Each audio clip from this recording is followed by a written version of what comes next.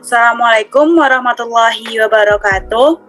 Perkenalkan, nama saya Leonie Amanda Istiazah dengan NIM 210600018 dari Prodi Ekonomi Bangunan Fakultas Ekonomi Universitas Negeri Padang.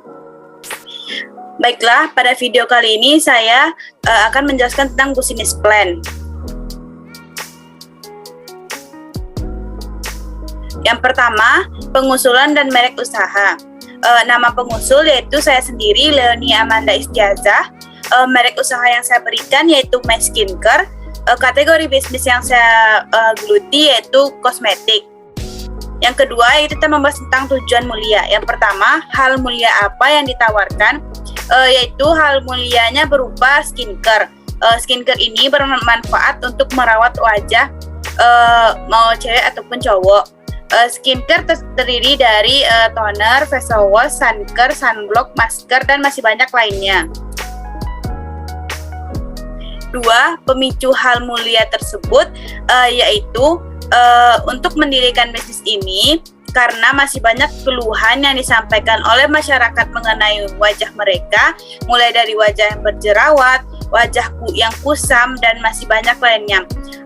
Keluhan-keluhan ini saya dapati dari para masyarakat yang sudah mengalami masa-masa pubertas.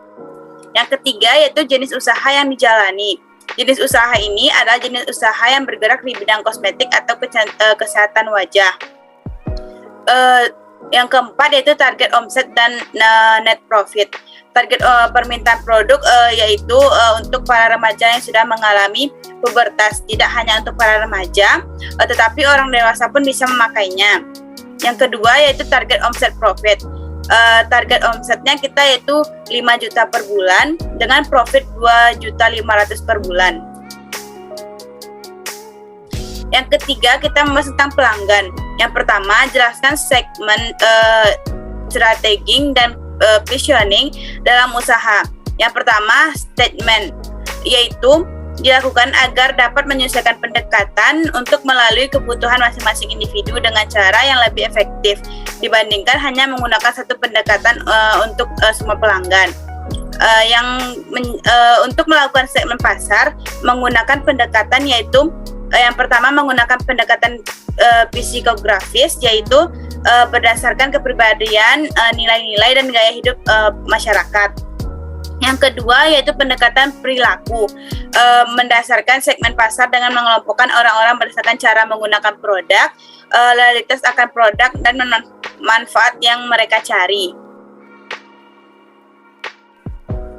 Yang kedua yaitu target. Tahap kedua dalam model segmen target positioning ini adalah untuk menentukan segmen mana yang akan menjadi target pemasaran. Untuk melakukan langkah ini, kamu harus mampu berpikir secara realistis dan bisa melihat kesesuaian antara sumber daya yang dimiliki dengan target segmen yang dinilai paling potensial membawa keuntungan bagi brand dan perusahaan. Yang ketiga yaitu memposisikan duduk atau positioning. Langkah terakhir ini ialah untuk mengetahui bagaimana caranya agar dapat memposisikan produk kamu untuk target segmen pasar yang paling menarik dan memiliki potensi keuntungan lebih besar. Yang kedua, bagaimana pelanggan Anda mencari produk atau jasa yang Anda tawarkan, yaitu dengan cara bisa melalui pemasaran sosial media, ataupun ke tokonya langsung. Yang D, kita membahas tentang produk. Pertama, apa masalah yang dihadapi calon pelanggan dan bagaimana solusi yang ditawarkan melalui usaha. Masalah yang dihadapi yaitu kulit wajah mereka terlihat kusam dan banyak bekas jerawat atau flek hitam. Dan solusi yang saya berikan yaitu menggunakan produk My Skincare, yaitu berupa facial wash, toner secara rutin pagi dan malam hari. 2. Jelaskan aktivitas apa saja dalam usaha Anda menciptakan produk atau menawarkannya. Aktivitas yang dilakukan yaitu pertama pengemasan, yaitu membuat brand atau kemasan agar produk menjadi daya tarik konsumen. Yang kedua, pengembangan, melakukan inovasi terhadap produk untuk menghadapi persaingan. Yang ketiga, promosi, mengenalkan produk dan kegunaannya kepada para pelanggan. Yang ketiga itu sebutkan apa saja bahan baku atau alat bantu yang dibutuhkan dalam usaha. Yang pertama yaitu bahan bakunya minyak kelapa dan bubuk kopi. Alat bantunya seperti wadah, spatula. Yang kita membahas tentang pemasaran. Yang pertama, sebutkan dan jelaskan strategi pemasaran apa saja yang dilakukan dalam usaha Anda. Strategi yang dapat dilakukan dalam menyesuaikan pendekatan untuk memenuhi kebutuhan masing-masing individu ialah dengan cara yang lebih efektif dibandingkan hanya menggunakan satu pendekatan saja. Untuk melakukan segmen pasar dan menggunakan pendekatan yaitu yang pertama yaitu pendekatan fisiografis dan perilaku. Fisiografis ini digunakan berdasarkan kepribadian, nilai-nilai, dan gaya hidup tertentu. Sedangkan perilaku yaitu berdasarkan cara mereka menggunakan produk, loyalitas akan produk, dan manfaat yang mereka cari.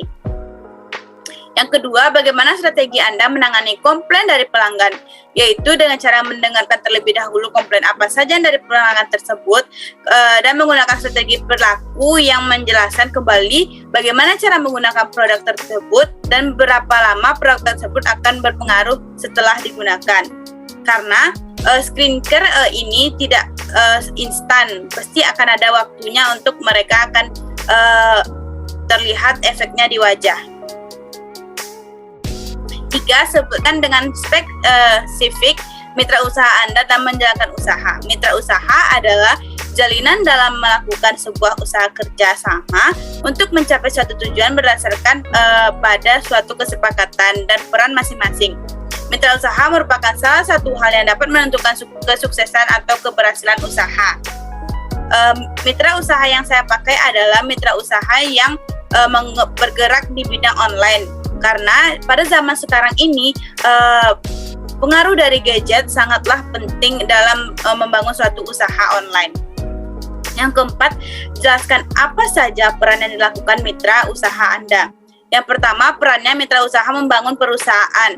Dengan adanya kerjasama tersebut, maka perusahaan kecil diharapkan agar dapat berkembang sehingga bisa menjadi lebih besar.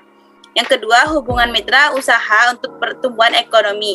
Karena dengan adanya hubungan kerjasama yang dijalin, maka motivasi akan semakin meningkat sehingga pencapaian tujuan bisa dapat dilakukan dengan optimal. Yang ketiga, hubungan sosial. Karena hubungan yang dijalin antara satu perusahaan dengan perusahaan lainnya atau antara perusahaan besar dengan perusahaan kecil memang lebih memicu pada tujuan ekonomi dan tujuan finansial. Yang yaitu kita membahas tentang keuangan. Yang pertama, sumber pendapatan usaha. Sumber pendapatan usaha ini saya dapat dari produk skincare tersebut, dari hasil jual beli skincare dan para reseller juga. Yang kedua, berapa rata-rata biaya operasional, target permintaan produk dan pendapatan dan keuntungan usaha. Yaitu yang pertama, berapa rata-rata biaya operasionalnya. Kami jumlah biaya operasionalnya yaitu 1.500.000 per bulan dengan target produk yaitu 1.000 pieces per bulan, pendapatannya 5 juta per bulan, dan keuntungan usaha yang kami dapatkan yaitu 2.500.000 per bulan. Alasan saya mengambil membangun usaha skincare ini karena saya melihat dari segi penampilan, di mana penampilan itu sangat dibutuhkan di dalam suatu dunia kerja.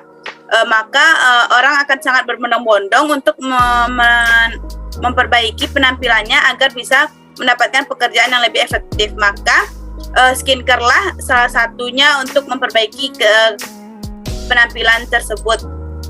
Misalnya kita yang sudah mendapatkan atau mengalami pubertas, maka akan terlihat beberapa perubahan di dalam tubuh kita seperti tumbuhnya jerawat ataupun masalah-masalah lainnya. Maka solusinya yaitu kita menggunakan skincare untuk wajah agar wajah kita terlihat lebih menarik dan mengubah penampilan. Nah, sekian presentasi saya mengenai business plan yang saya bangun. Apabila ada salah dalam penyampaian, saya mohon maaf. Wabillahi taufiq wal hidayah. Assalamualaikum warahmatullahi wabarakatuh.